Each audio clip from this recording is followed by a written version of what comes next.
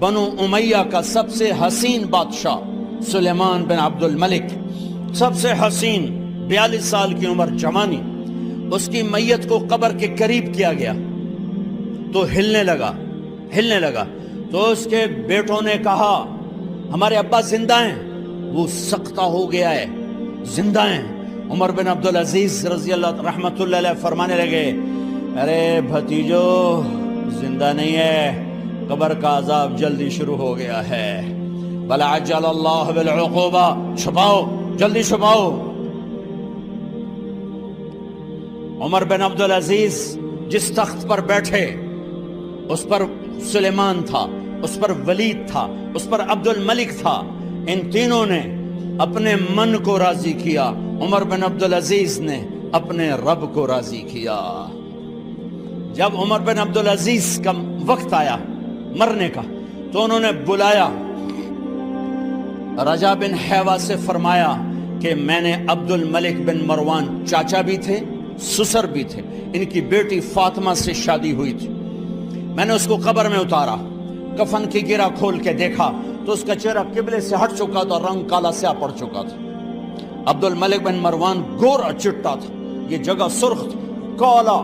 پھر میں نے ولید کو قبر میں اتارا، اس کا بیٹا 10 سال حکومت کی، اس نے 21 سال حکومت کی، اس نے 10 سال کی، ولید بن عبد الملک۔ میں نے اس کے کفن کی گرہ کو کھول کے دیکھا تو اس کا رنگ سیاہ ہو چکا تھا اور قبلہ کی طرف سے چہرہ پھر چکا تھا۔ پھر سلیمان کا واقعہ تو ابھی سنایا، پھر سلیمان کو قبر میں اتارا اور اس کے کفن کی گرہ کو کھول کے دیکھا تو اس کا چہرہ قبلے سے ہٹ چکا تھا۔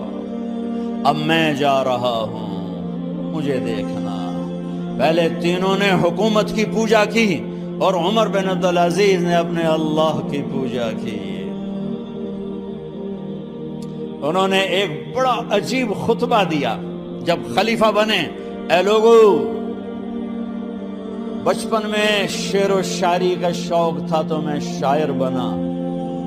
تھوڑا سا اٹھان ہوئی تو علم کا شوق لگا، میں نے علم حاصل کیا، جوان ہوا تو فاطمہ بنت عبد الملک سے عشق ہوا، میں نے اس سے شادی کی، اب اللہ نے مجھے حکومت دے دی ہے، اب تم دیکھو کہ میں اس سے اپنے اللہ کو راضی کروں گا۔ ہمارے حکمران تو ووٹ سے آتے ہیں اور چلے جاتے ہیں 4-5 سال کے بعد، ان کی وراثت میں حکومت آ رہی ہے اور 3 بر اعظم پر حکومت ہے، اور ایسا روب دبدبہ ہے بنو امیہ کا، کوئی ان کے سامنے سر نہیں اٹھا سکتا۔ 3 بر اعظم میں زکوٰۃ لینے والا کوئی نہ بچا، 3 بر اعظم میں سوال کرنے والا کوئی نہ بچا، 3 بر اعظم میں ظالم